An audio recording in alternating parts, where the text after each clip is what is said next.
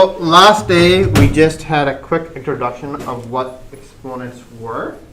Now the remainder of this chapter we're looking at arithmetic operations with exponents, right? And there's certain rules that these follow, and those rules are called the exponent laws, right? So when I say arithmetic operations, I'm talking about, the stuff you learned in elementary school, how to add, subtract, multiply, divide. That's what we're going to do. How do we do that with exponents? All right, so today, we'll see how far we get. We'll be looking at, hey, how can you multiply or divide exponent terms, right? Now, in order to be able to do this, there's one condition, right? For these rules that I'm talking about today to work. They need to have the same base. Right, so for dividing or multiplying, if the bases aren't the same, these rules can't be applied, right? So here we have a 3 and a 3. All right, the bases are the same. And what we want to do is combine this to a single power. Instead of having two powers, we're going to multiply this together and say, what would the single power look like? So I'll give you a clue. The base doesn't change. It's the exponent that we need to figure out. So the base stays the same. What is the exponent? Can somebody take a guess? Can somebody see it? We have Cohen? 9. 9. And why would you say 9? 9 is correct. Adding the exponents. Yeah. So to do this, we add the exponents together. All right? We take the 7 and the 2. 7 plus 2 equals 9. Okay? Why is it that the rule? Well, this is the good thing about this chapter. If you go everything to repeated multiplication, you can sort of figure it out. So if I take this one, right, that means the 3 is being repeated 7 times, right? So I'm going to do that in blue here. 1, 2, 3, 4, 5, 6, 7. Then we have this multiplication symbol in between. Then let's do this and say orange. This 3. This 3 is repeating how many times? 2, yeah. So 3 times 3. So if you want to combine this whole repeated multiplication into one single term, right? Remember the base stays the same, right? And the exponent is just how many times does it get repeated. Altogether, you have 7 and 2 there, so altogether we have 9 of these. Does that make sense? Right? So all you're doing is counting the 3s, how many 3s there are. Right? So if you forget this rule, you can always just write it out and count the 3s. Right? I hope that you remember that. Right? So when we are multiplying towers, we add the exponents. Right? Okay. Now, similar situation with division. Right? We have a base here, and a base here, they're the same base. So we can combine this to make a single power. The base doesn't change. The base is going to stay the same base. Anyone take a guess of what's going to happen with the exponent this time? Noah? You're going to subtract. Yeah. Right, sort of opposite of multiplying. Multiplying, we add the exponents. Dividing, we subtract the exponents. So we go 7 minus 2, and we get 5. Okay? Now to show you the reason why, is we can write this out as a repeated multiplication just like we did last time. Right, so in green, I'll do this. 3 times 3, 7 times over. 4, 5, 6, 7. Instead of writing the division symbol, I'm going to write a fraction line, because a fraction line means divide as well, right? And so it's going to rearrange it to a different format. And the second 3 here, I'll write it in orange. 3 times 3. Now, to see the connection between this and 3 to the 5, some of you guys will see a lot easier than others, depending on who your grade 8 teacher was and how they taught you the fractions chapter, right? And I'm hoping your grade 8 teacher showed you that, hey, when you're doing fractions, you can simplify a number by canceling the number on the top with the bottom. If the same number shows up on the top and the bottom as a multiplication, those can cancel out. So this, we have a 3 here and a 3 here. Those can cancel each other out. Right? Because 3 divided by 3 is 1. That's where it comes from. Right? And we can take this 3 here and cancel out this 3.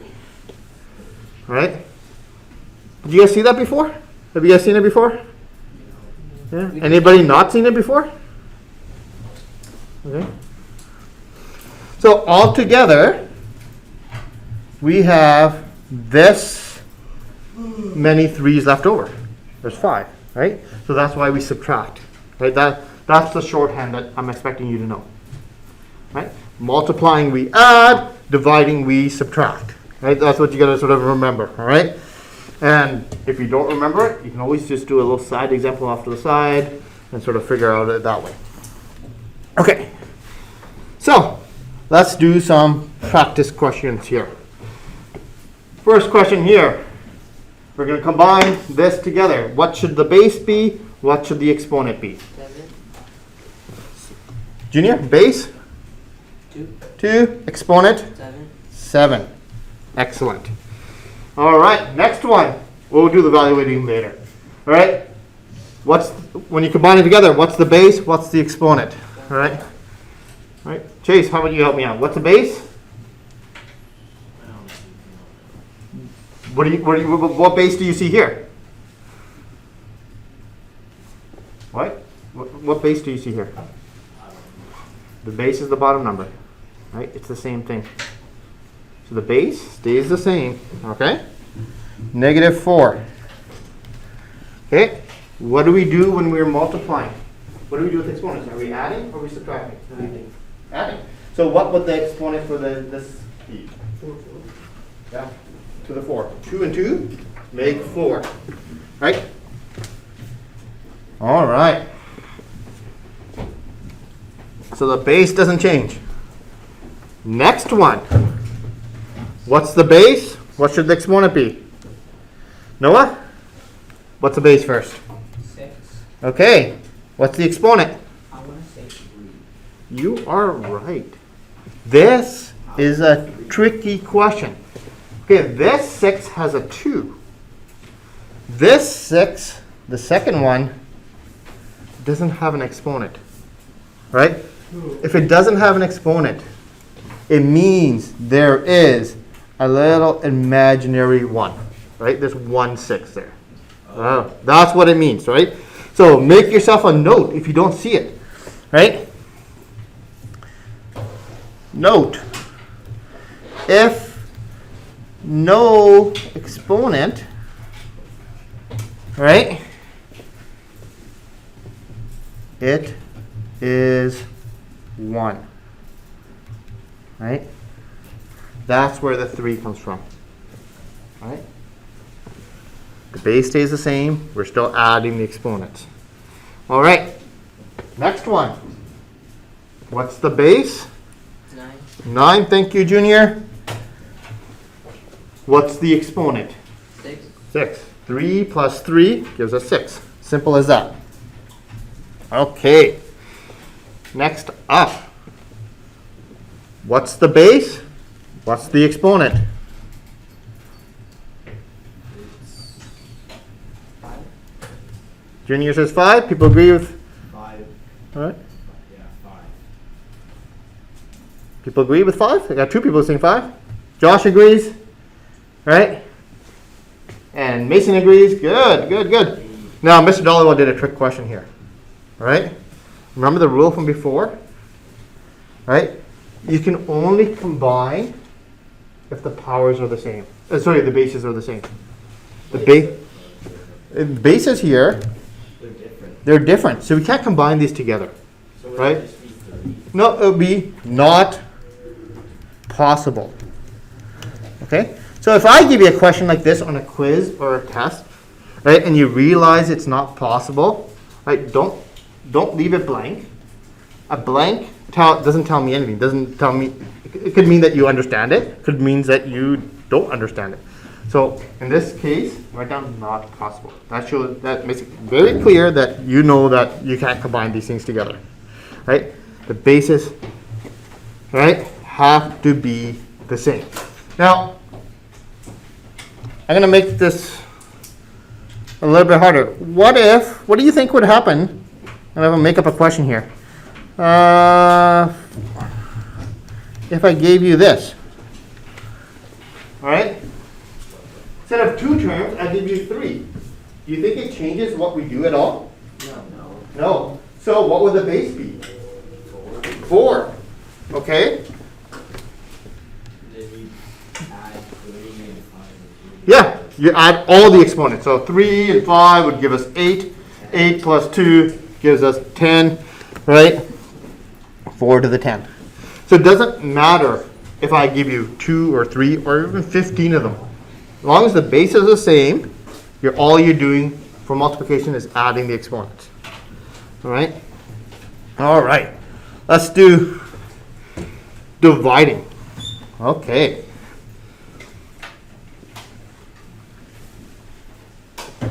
What should the base be for the first question? 3. Thank you. And 2. 3, 2. 3 and 2. When we're dividing, we subtract. All right? Next one. What should the base be? Close. Bracket. And the brackets. Don't forget about the brackets. That's a part of the base. All right? And what should the exponent be? 17. 3. I have a 17 and I heard a 3. No, I meant 3. It's 3. It's 3. Dividing, we subtract. Okay. Next one. What should the base be? 8. Okay. And yes, Chase, 0. You just put a 0? Yeah. We can't leave a blank. If we have a blank, what does that mean? 8. I thought if there was no exponent, it was 1. It'd be 1. That's why you can't say this, right? Because that means there's an imaginary 1 there. So you do have to put that 0 in, like Chase said, right? Right? Okay. So we got a few minutes left in class. Just practice your calculator work. Grab your calculator and evaluate these. And I'm going to write all of these out. And just make sure you got your answers right. Yes, Noah? So I do 8 to the power of 0 and it gives me 1. If you evaluate it. Yes. And I'll talk about that. Should I talk about that right now? Since you brought it up? You punch this in your calculator. You get 1. It's kind of off-putting. Like, why is that? Right? In fact, anything to the power 0 will give you 1. You can type in 225 to the power 0. The answer is going to be 1. Why is that? Look at the original question. We have 8 squared divided by 8 squared. So 8 squared is 64, right? So 64 divided by 64. Top number divided by bottom number. Right? Same number. 64 goes into 64 once. Right? That's why anything with exponent 0 is always going to be 1. This isn't anything, we're not breaking any math rules. We're just doing this division in a different way. We're using exponents to do the division. Right? We should still end up with the same answer. Right? Good question, Noah. Right? So give these ones a try. Just on your calculator, have a look up the screen. Make sure you're using your calculator properly. That's what this is for.